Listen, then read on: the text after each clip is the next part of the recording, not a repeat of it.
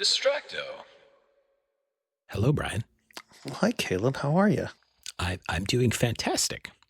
We got to stop meeting like this. It's weird when somebody gives you an invite for a Zoom meeting, you sign up and you show up. Don't let him see how the sausage is made, Caleb. That's bad. Oh, sorry. I didn't know. I'm sorry. There's no sausage to be made here. Please look elsewhere. Please look elsewhere. This is not the sausage making podcast. No, that's the Abe Froman one. You got to go to that. The Sausage King of Chicago. You sure, motherfucker. Yeah. What are we listening to, though? I hear you like music. I do like music. I hear you're a fan of concerts. I am. I was at one the other night, actually. I had a blast. Who'd you go see? It's great. A bunch of hardcore and metal bands for $15 in a concrete shoebox in Atlanta. It was quite amazing. Everyone was lovely. The show was great. That sounds amazing and terrible all at the same time. No, it was really great. It was super fun. It honestly reminded me of back in college when we would go see, shows at really small shithole venues, and I mean shithole with the nicest of compliments. Very DIY. A lot of really great kids. Very progressive. Everyone was looking out for each other. The community was really great. Hugs, kisses, pierced nips, everything. No, pierced nips for sure. Hugs and kisses, not so much. But it was really great. Like everyone was. That's a different kind of place. Was delightful. That's from our previous cruise episode. We should probably tell them the podcast we're listening to, by the way, or they're listening to. Yeah. So, hey everybody, welcome to Dsitracto. Welcome. Thank you for joining us again. If this is your first time, welcome. If this is a repeat time, welcome back. We really appreciate it. Thank you so much for spending this little time with us midweek. Hopefully we can bring you some joy and some distraction. Well, last time, Brian, last episode we were talking about cruise ships and some of the history as well as some of the incredible modern cruises that are available, and I'm still kind of reeling from some of those theme cruises that are just mind-boggling and it was a lot at the same time. I'm also reeling as well. Thank you for enduring. It was a marathon, wasn't it? No, I'm just kidding. It was great. It was. Well, today I've brought for my episode, I have brought some stuff that's kind of in my wheelhouse of expertise and knowledge. For any of you guys out there who have no idea who I am, and that not that I'm anybody, because I'm not, but I have a background in music. I was a music major once upon a time, right out of high school. I went to school for music. I did about 2 years of school before the band that I was playing in got signed to a recording contract, real small indie label.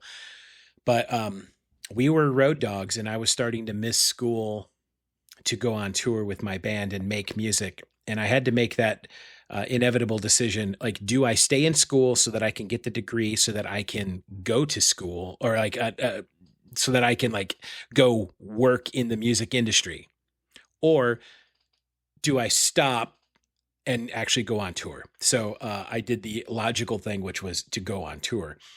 So I wrapped up that year and then quit. And actually, I never went back. The rest of my music education happened on the road with my band. And I have been a music educator for over 25 years as well, teaching private music lessons. I'm really steeped in music theory as well as pop, rock, metal, all genres of music. I play guitar, bass guitar, piano. I sing. I can play the banjo, ukulele. I can play a bunch of different instruments, piano.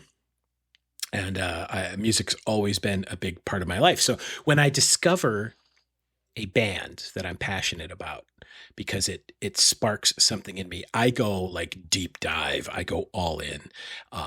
So I wanted to present, Brian, a band that has found a lot of success lately, has been a viral band, and kind of came out of seemingly nowhere in the last couple years, but really in February. Would you like to go on this journey with me? I would love to go on this journey. And I will It say, was the hesitation there that really sold me. no, I was actually swallowing a glass of wine. Sorry. No, you're drinking while we're doing this? Oh, I see. Well, Okay. well, it's the only way I can keep up. No, I'm joking. No, I was going to say to your statement earlier that Caleb actually gave my son guitar lessons during COVID when we were all trapped in the house, and he was very gracious, and it was a very great time for me, not only to my son, who was interested in guitar at the time, to share lessons with Caleb, who was very knowledgeable, but also like, hey, we didn't really know each other as well as we know now. I know each other now. So that was really cool to kind of develop that relationship. So yes, Yeah. I can definitely, as a consumer of Caleb's musical talent, say this dude's legit. Don't sleep on Caleb. He's the best. Well, thanks. I'm not a very good pillow, so. Well, I beg to differ. I think you're very comfortable. Oh, wow. Okay. But yeah, to answer your question, I do love music. I love music, and I kind of the same. I like to go down a rabbit hole, and if there's a band that really sparks my interest, I will go check out all the stuff that they have to offer, and I want to support them. And I think everyone should support artists, music or otherwise. Definitely do that. That's awesome. Absolutely. Well, let's dive. Let's put on our swim trunks and go for a swim. I'm going to put on my snorkel. Let's So go. right. So let's cut to February of this year. So it's 2026. I am as I'm wont to do before bed. I typically will scroll on Instagram for a little bit, and then I put my phone down and I'll read a little bit and pass out. Well, this one night I was scrolling and I came across this band that I couldn't look away, and I needed to turn the volume up, which is usually not a good thing. It's 11:30 at night, and all of a sudden the phone is cranked and jamming some kind of music, and my partner just would not tolerate that. So I totally get it. But in this instance, I didn't care. I was willing to suffer the wrath in order to experience what the combination of what I was seeing as well as what I was hearing. And I So just you literally put that couldn't speaker look right away. up against her head and just blasted it as loud as you could. I did, and then I started just making weird noises because it just kind of sort of went with the music. If which was This lends itself to that, definitely, from what you sent me to listen to. Yeah, for sure. And so the band, some of you, I'm sure there's been other podcasts who have talked about these. I'm sure I've seen podcasters talking about it. I've seen Dave Grohl talking about this. I've seen Julian Lennon talking about this band. So it's out there, and many of you are familiar, but there will be some of you who just have no idea who I'm talking about. And this band is before I tell you who they are, I'm going to give you a couple of little quick factoids, just real quick. This band officially formed. I love a good factoid. Who doesn't, right? This is like your how to sound smart at a cocktail party that nobody's going to anymore. And by the way, as the layman who just started listening to their music like last week, I've seen them before I ever heard anything that they did. I don't want to tease it too much, but I was like, oh, these guys. I was like, oh yeah, I've seen their images before. It's unmistakable. There's no way you're going to ever confuse them visually with anybody else, right? Anyways, so this band officially formed in 2019.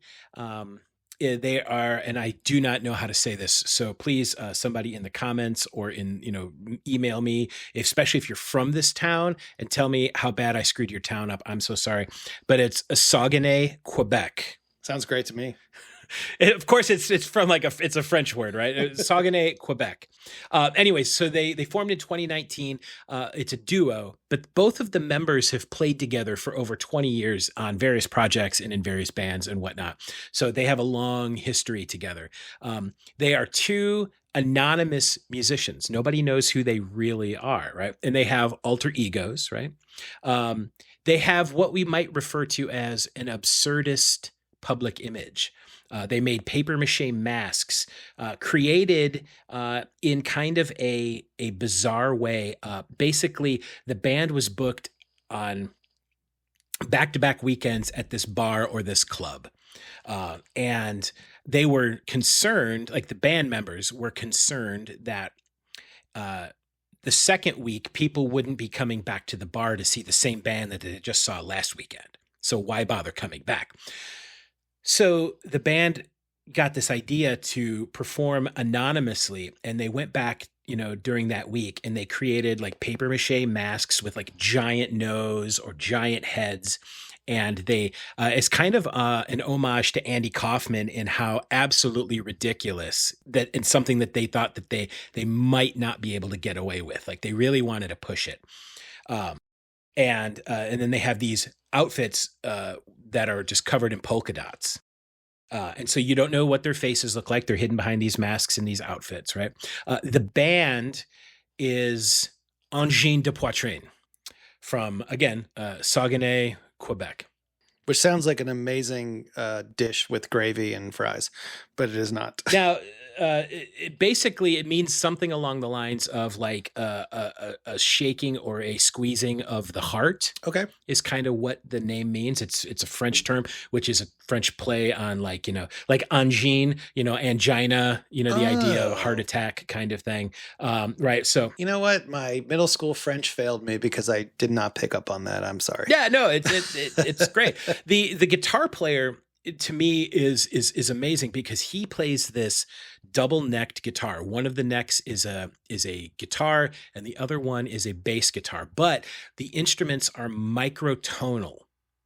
Are you familiar with the term microtonal, Brian?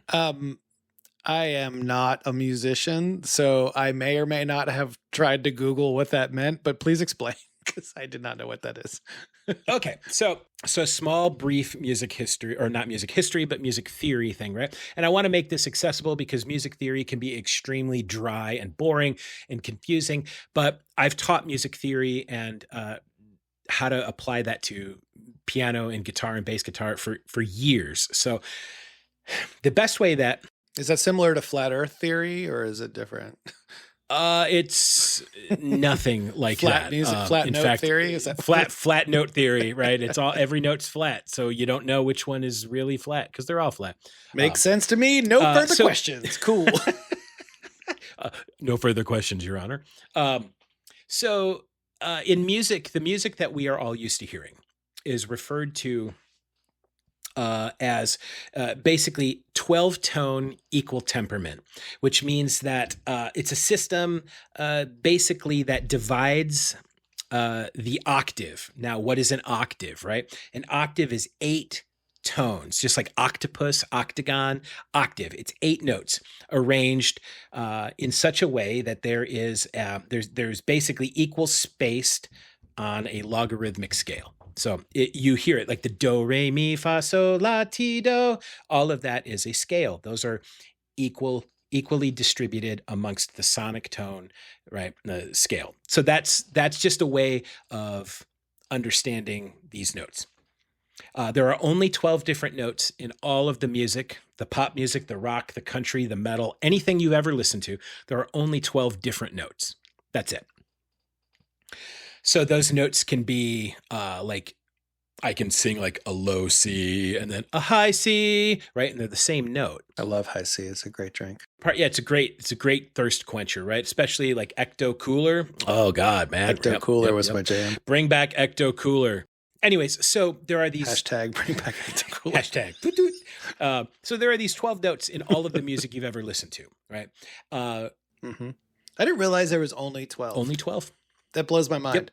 Because for someone who's not of the musical persuasion as far as being able to play anything, seeing someone perform anything on stage, whether it be vocal, whether it be instrumental, y'all are wizards to me. Like, if you can make a sound out of a thing that sounds good, I am just blown away. I'm an easy mark. Like, I'll be like, this is amazing. I love it. And I don't mean to diminish anyone's talent. I think it's truly amazing. Like, that's why I encourage everybody to go see live music wherever you can.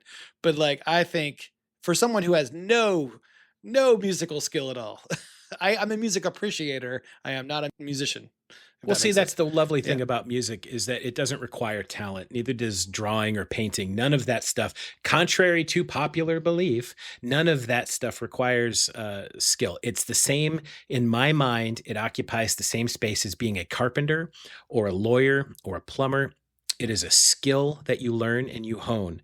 You understand how to do something or you don't. And if you don't understand, you practice it with guidance So it's like muscle until you memory, get it right. you're saying. It is exactly. It's memorizing. I can draw faces really well, and it's only because I've drawn 10,000 of them. If you saw all the really bad faces I've drawn, you would think that I didn't know what I was doing. But again, it's like there's a massive hole, and you just have to keep filling it with bad drawings or bad songs or bad practice until it fills up, and then you can walk Sure. across that landfill of awful things and into the land of the good things that you've basically been working on all that time. Don't be afraid to So, fuck up is basically what he's saying. No, not at all. In fact, you should, and you should embrace it, and you should strive to overextend, like overreach into that area, overreach into the land where you're not comfortable. The water's a little too deep to stand, to kind of reference Bowie.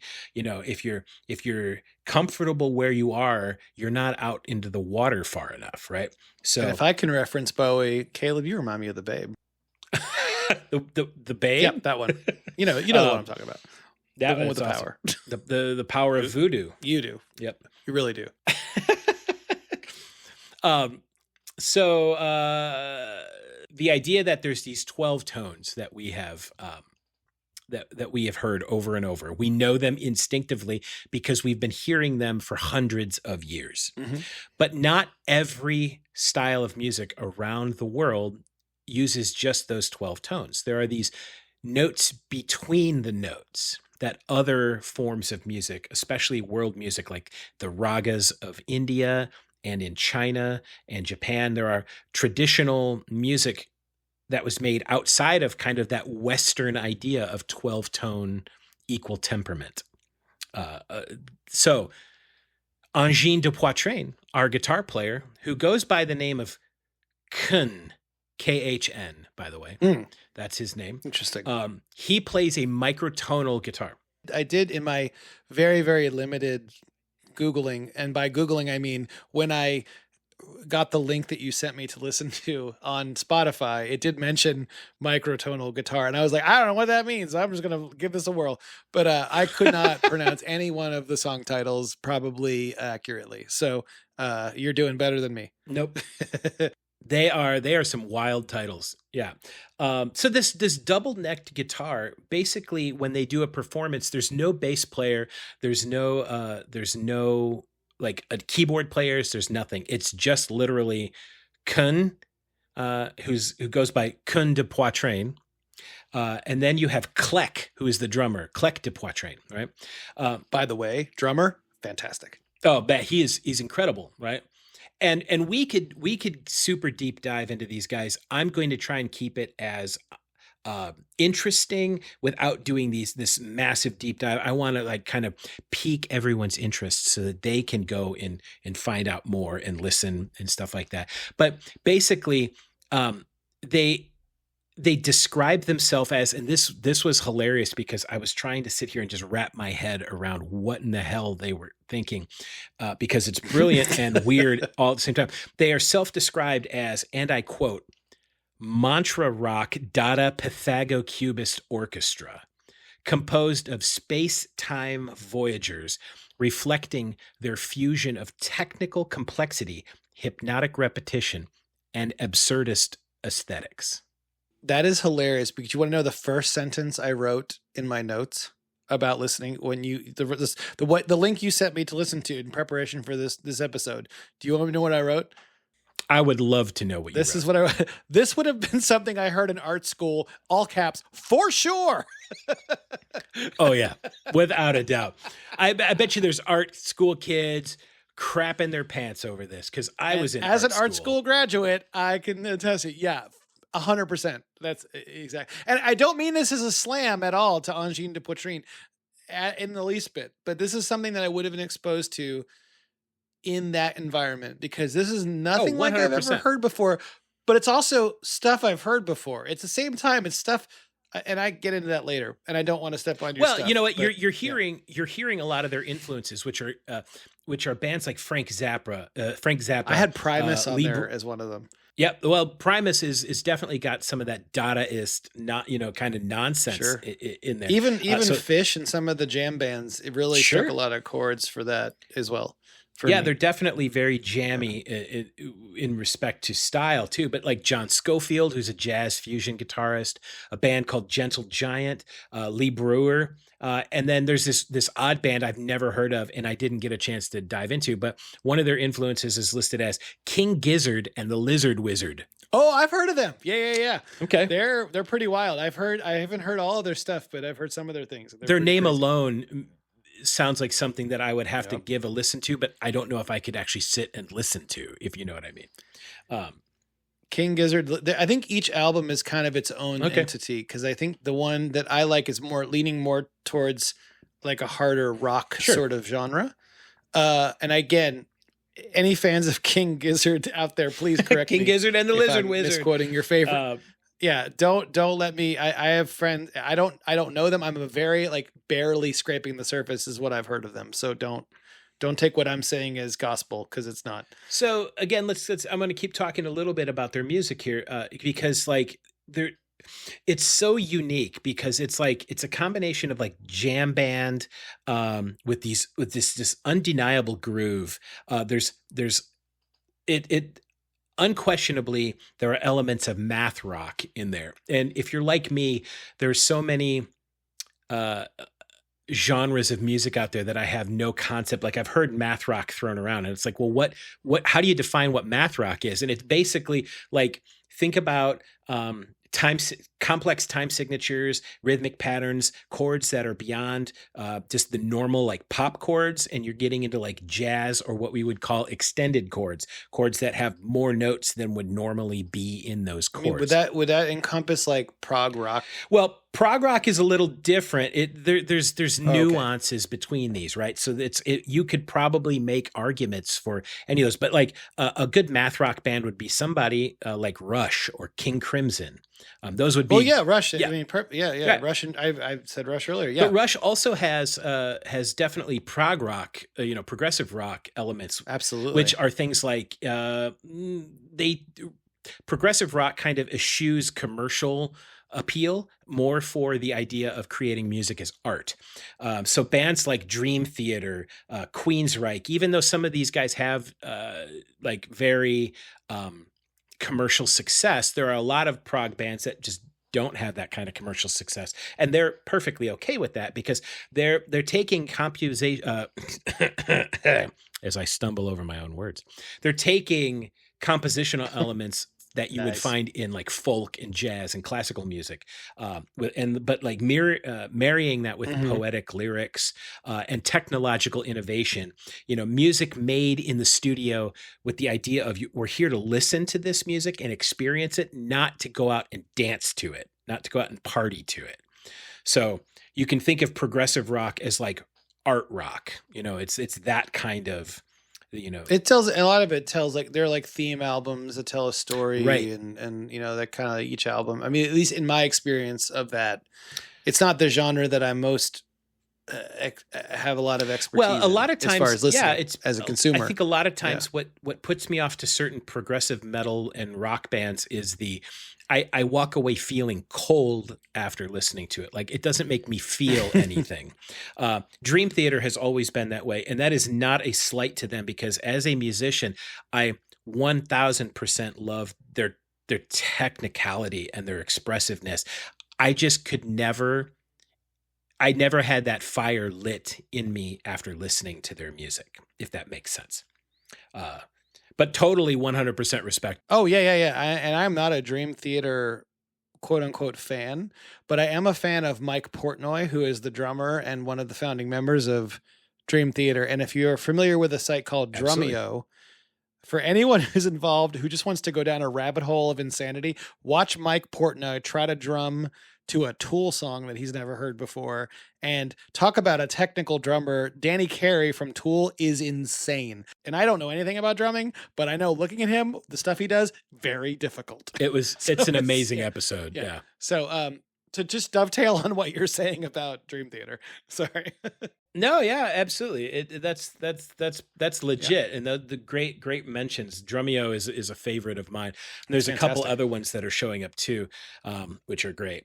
But like there's obviously elements of like experimental rock where it's like innovation again over commercial appeal, taking elements of like avant-garde music and like filtering it through traditional like rock music, so you get these experimental things like Pink Floyd was definitely an experimental band, mirroring all kinds of things in their music. So these are some of the influence between King Gizzard and the Lizard Wizard, Frank Zappa, John Scofield, and then marrying that with elements of math rock, experimental rock, prog rock, jam band. You get with microtonal elements, you get the giant bowl of brown stew that is Angine de Poitrine. It was definitely an experience for someone who had never heard their music before. And we'll get into that whenever you want reactions. But yeah, I would definitely say check them out for sure. No matter what sort of musical leanings you tend to gravitate towards, whether it's hip hop, whether it's rock, whether it's classical, whether it's pop, it's got a little something for everybody in it. I know that sounds weird. No, but you're right. It does. Even if you just like having music on while you're doing something. And I think for me, it hit that a lot too. It's music with no vocals. So there's like, no vocals at all. There's no words. There's no lyrics. It's all instrumental. So literally, but you'll find yourself just put it on and you'll just really start grooving. I promise you, it's great. You will love it. And if you're into music as a music lover of any kind, you will, even if you don't dig it, like you're like me and Dream Theater, it just doesn't really do anything for you. There's at least an appreciation for the technicality, the musicality, the theory, the construction, and the execution of their music. Look on YouTube, find videos of some of the way that they're explaining, like people are explaining how their songs are constructed and like the polyrhythmic and stuff that's going on, like multiple time signatures being played at the same time. I mean, it's wild. And it just shows you how people who are just interested in the art of music and making music as an art form, not just to sell a record, in an age full of AI, slop and garbage out there, to have something that's genuine and full of intent and meaning, it will good God, is heads and tails above anything a prompter will create with this kind of stuff. I echo 100% what you're saying. And I will say, I ran the gamut of emotions while listening to this band. I was equal parts annoyed and amazed. And this is not a slam on their musicianship in the least. Please don't take it like that. Absolutely. And my son came down, I have a teenager, he's 17. He came down, he's like, this sounds like a video game music. I'm like a background music for an indie game. I'm like, you know what? You're absolutely fucking right. It does. And I'm like, I could see playing like this cool indie platformer on PlayStation Network or Nintendo Switch or whatever, and having this jam in the background, and it would fit so perfectly. So even if you're a fan of soundtracks, I'd say give these guys a shot, dude. Seriously? Oh yeah. If anything, rhythm section on point. Cannot talk enough about the drummer. Absolutely. The drummer fucking kills it. So good. No, the drummer Kleck is fantastic, and hopefully when they eventually reveal who they are, it'll. I hope they never do. I hope they're like Daft Punk and they never ever do. Because I like the mystery. I love the mystery. I like the Banksy of it all. I think it's great. Well, I think Daft Punk has now revealed who they were. I mean, did they already do it? I'm not going to look if they did. They have, yes. Oh fuck. So you can look them up. Couple of French dudes. I mean, go figure, right? One of them is Paul Rudd, and It's the other Paul one Rudd is and no. I don't even want to know. Bill Hader. I like the fact You that know? they're like weirdo guys in crazy Dada costumes. So basically, well, like, so it comes back to February where they had this viral moment. KEXP in Seattle is a radio station, and they basically on February 5th of this year, they released the footage of the duo performing at Transmusical, which is a music festival in France that took place in December of 2025. So it's just like, a month and a half, not quite 2 months old here. And they released this footage of them playing the song Fabinek, which again, I'm probably terribly mispronouncing that, but that's it. And it's a song from Dude, that's the one of them. That's one of them on my list. That's the first one I wrote down a note for on volume 2. It's on the album volume 2. Yeah. Yep. It's a fantastic song. I think they also played Mata Ziklik. Again, these names, I love it because I have no idea if I'm even the only one it I right. can pronounce correctly is Sherpa. That's the only one that I got. Sherpa is one of my favorite tracks. That's from their record Volume 1, which came out in 2024. Volume 2 just came out not long ago. I think it was back in March of 2026 here. And Thames, TAMEBSZ is also found on Volume 1, which is got a great groove and everything. It's fantastic. But anyways, they went viral immediately, partially for the music, partially for that absurdist way of just appearing and taking their performance not just as we're going to play a song here, but as a performance art. Everything they've done, whether intentionally, whether as a joke, whether unintentionally, everything has pointed to this like absurd but amazing. Like they're not taking themselves too seriously, but they're taking what they do seriously, which is how I try to be as an artist myself, whether in music or painting or drawing. I try to take what I do absolutely seriously, but myself, oh God, I'm a hot mess most of the time. So, and I don't take myself too seriously. I see it. They basically reflected my own absurdity back at me, and I loved it and was embarrassed by it all at the same time. So I think you're selling yourself short. If I could add real quick, when at first, and again, this is my first exposure to them. And again, I'm a pop kid, punk rock kid. I have a very short attention span. And I don't dig jam bands a whole lot. Now, that being said, this is like someone took the jam part of a jam band and made a song out of it. So you're not listening to like somebody ramble on about whatever, like there's no vocals. It's just the jam. It's the musicianship part of the jam band that's really being on display, like Caleb said. absolutely. So like you're getting this riff, you're getting a lot of cool vibes. It's great if you're doing something working during the day, whether it be a computer, whether it be with your hands and you have headphones, it's an amazing thing to listen to in the background. It gets a little repetitive for my taste sometimes, but honestly, if you're familiar at all with 9 Inch Nails, the band put out an album, I forget when it was years ago, called Ghosts. And basically they're it's a sketchbook. It's an audio sketchbook, and it's Ghosts 1 through 4. And basically they're just like little sketches of songs that Trent Reznor decided to add to an album. And I likened a lot of Angine de Poitrine stuff to that. It sounded like these would be really cool riffs to go with a greater whole of a song.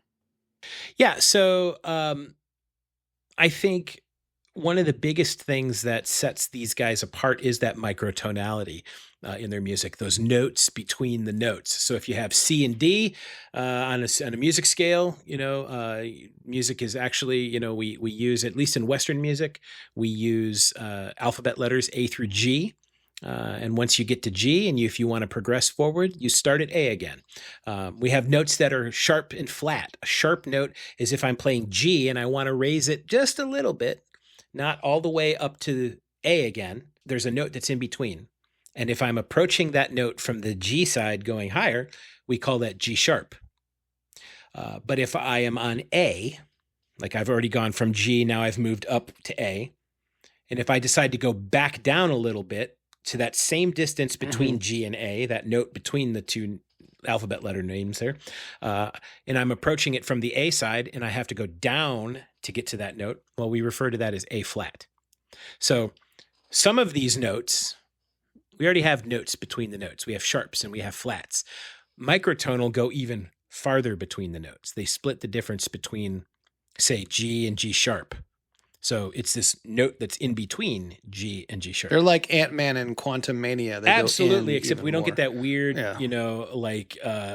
MODOK character. Guy with a lantern right, for exactly, a face or whatever the hell that movie was. We're not dealing with Kang and the multiverse and any of that stuff. This is we're staying to pretty boring music. I'm gonna just say a couple things. Speaking as a music dummy, like I know what I like. I am a huge fan of structure in songs, and I'm not into like this acid jazz freeform, 5 different people playing 5 different songs at the same time. I'm not saying it isn't artistry or it doesn't take talent to do that. It absolutely does. I'm not a fan of it because to me that is my personal OCD hell, and I can't stand it. Listening to this band, I guarantee you, it's unless you've heard them before, then you can tell me to fuck off. But it's like nothing you've ever heard before. It does conjure things of like 60s and 70s jam bands. There's songs with Middle Eastern flair in it. There's songs with really cool kind of almost hip hop R&B drum beats that go along with it. There's a vibe for everything. There's a lot of funk influence. There's something, I hate to say it because it's so fucking cliche, but there is something for everyone, even if it's a piece. And I found in my listening to Angine de Poitrine that I listened to it in pieces, because to me, again, they weren't fully formed songs. They were more like a vibe or a jam just for jam's sake. Like to me, a song, like, you listen to a pop radio song, it's like, oh, there's the thing and then the chorus and then it ends. This is like 6.5 minutes of I'm going to do whatever the fuck I want to do and it's going to be a jam. And I kind of liked how freeing that was, I didn't like every song that I heard, but the ones that I did resonate with, I really did. And I thought that was cool. And I hadn't heard anything like that before. Absolutely. So yeah, give them a shot for sure. Well, one of the interesting things too about what they do is because there's no bass player and because there's no keyboard players or anybody else, it's literally just Kun and Kleck. And Kun has the double-necked guitar. He uses a effect pedal that we refer to as a looper pedal. And what that does is so he'll tap it on with his foot. And if you watch any of the videos, you'll see him, and they'll do close-ups of his feet and stuff like that, touching the different pedals and stuff that he's got. He's got a little pedal board, not a little one. It's a significant one.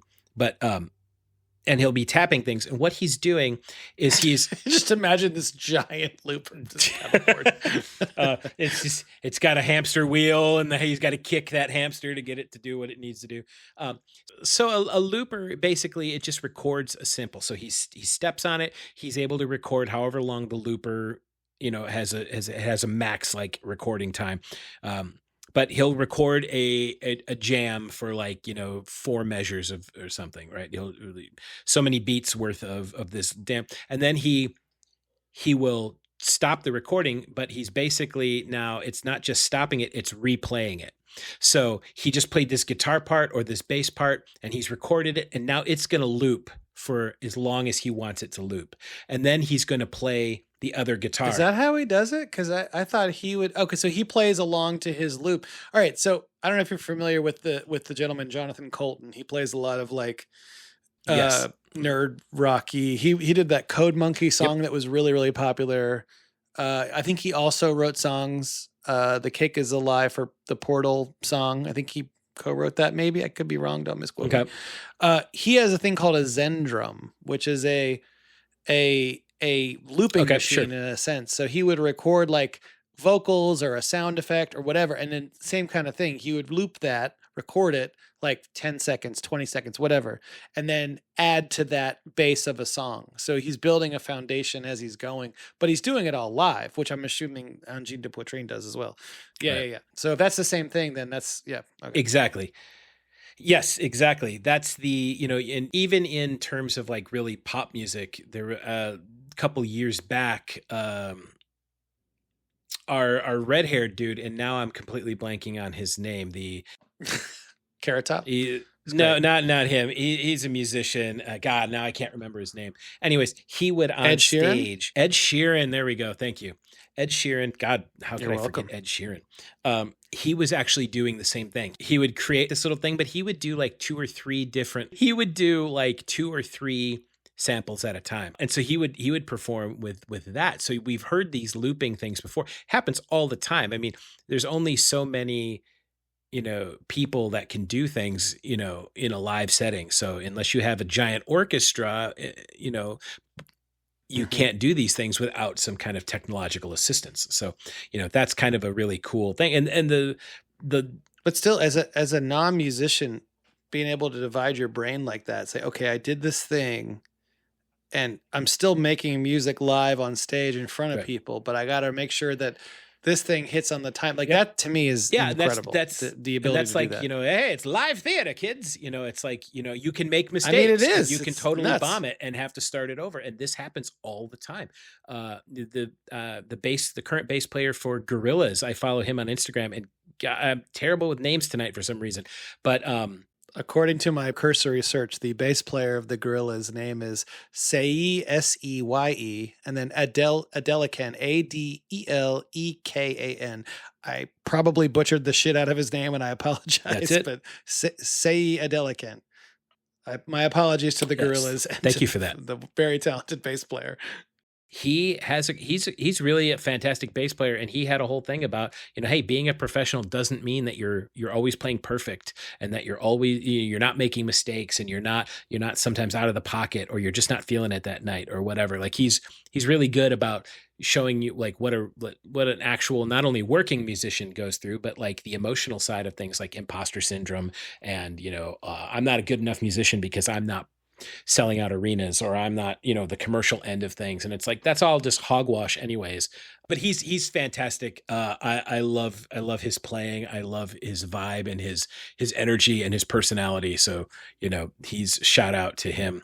You can tell that in my listening to Angine de Poitrine, and again, I don't know if this is how they work or not, but it just seems like it's this, let's just hang out and see what comes out of our minds while we play. It's just Yep. two people who are very talented riffing off each other, and it seems like you would stumble across them on like, and again, not to belittle their talent, but like in a metro station or on No, a street absolutely. corner just jamming, and it's like this honest, like this is what we like to do. And I can't imagine seeing them, like if you saw them live, and again, I've never seen them live, but I can't imagine going to a show and then going to it again. You would get the same experience twice. It is the meeting of two people who not only are experts and masters of their own instruments, but also have such a deep history. I mean, again, they had been playing in various projects for over 20 years together.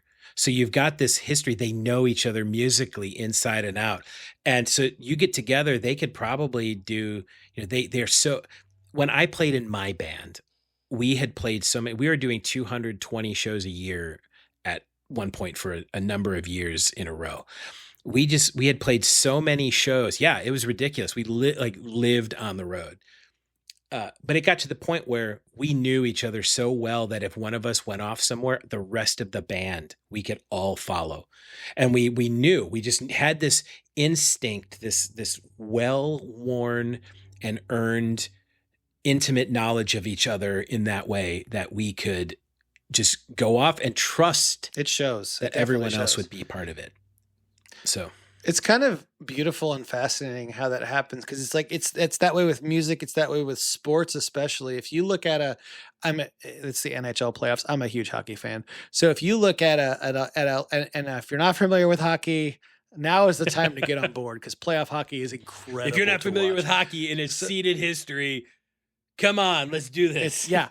But what Caleb is saying is absolutely correct, because like you're on a line, you have a line of people in hockey. They're called lines. So you have an offensive line, defensive line, and if you have that kind of chemistry, you just make plays. And just like with musicians that have known each other for years, or artists that have worked with each other for years, or even something that's like, if you're in one of the trades, and you've worked with somebody for years, what their tendencies are. And that's a beautiful thing, because you can make not only great stuff, but you could do it fast. You could do it efficiently. You could improvise on demand. And it's the years, great. man. It's all those years of working together and learning and developing a rapport in a conversation. It's a conversation that happens on, like, I hate to say the word spiritual, but on like that spiritual level, on that somehow extra human level, and I love it. It's pretty incredible how humans can do that. And I don't know if it's the same in the animal kingdom or not. I wouldn't be surprised if it was, but I think that's a really magical thing. It really Absolutely. is. It's cool to see. And like, you see that, and again, I'm using a sports metaphor. I'm not a huge like sports expert. I don't know stats, but like the example is this: you could put 3 of the best players in the world on the same line, same team, and they may not have the same success as you do their regular team that has the 3 guys that work really well together. And like, they may not be the best players, but they produce, they score the most goals, or they get the most yards, or whatever. And it's really cool to watch that Absolutely. stuff like transpire. Like, oh yeah, they just have a great chemistry together. It's all about chemistry. And these guys, I will say, like them or don't like them, appreciate them for having 100% a ton of chemistry. I mean, yeah. No, I was really, I wasn't lying when I told you I ran through the game of emotions. I'm like, this is annoying, but I also love it. And oh my God, this is crazy. But yeah, this is awesome. And like, this is not, yeah, it's wild. I don't know if this is on purpose. It's great. It takes you on a ride for sure. But I would definitely say throw it on. Volume 1 and Volume 2 were the albums that you recommended. Yep, they're the only 2 records they have. Yeah. They don't have any like singles or EPs or anything no, I think it's pretty much this. Their Instagram page is still pretty, like, it hasn't hit 1 million followers yet. So I don't even think it's quite close enough for that. I think it's in the couple 100,000 at this point, but which is wild to me for as viral as they've gone. Oh, I mean, I actually would see them live for sure. I would definitely go see them live. And I can see them fitting in anything from a Coachella to to Jazz Fest in New Orleans to like, I'm talking about American festival, because I don't know the French and Canadian festivals that they've been a part of, but like, they would fit in anywhere, really. Like, they're just like, it's a weird, and I mean this with the nicest possible way of saying, they're a weirdo art duo that fucking jams out, and that's it. That's fucking it, dude. Like, listen to them while you're doing dishes, while you're vacuuming your house, man. Like, you'll find something you like. I'm definitely sure you will. I think they would heartily agree with that. Yeah. Some of the standouts that I liked Sherpa. I like, there's a song called La Barek, which is L'Aberek. Pretty fun, kind of upbeat jam from Volume 2. Fabink, which is the one you mentioned before. There was another one called it's basically UTZP. I don't know how to pronounce UTSP. I don't know. Sounds like who knows? Yeah. Like a pretzel company. But it's just as absurdist as their outfits and stuff. So who knows? My notes said the way I'd gone to art school. The outfits are the least of my concerns. Live your truth, man. I think the UTSP song is kind of like a weird circusy Oompa Loompa or Oompa vibe, but then it like goes into like this faster tempo jam sing like halfway through this. The songs aren't short. They're like 4 to 6.5 minutes, I think, on average. So from a punk rock fan, it's like, oh my God, that's like a whole album for me.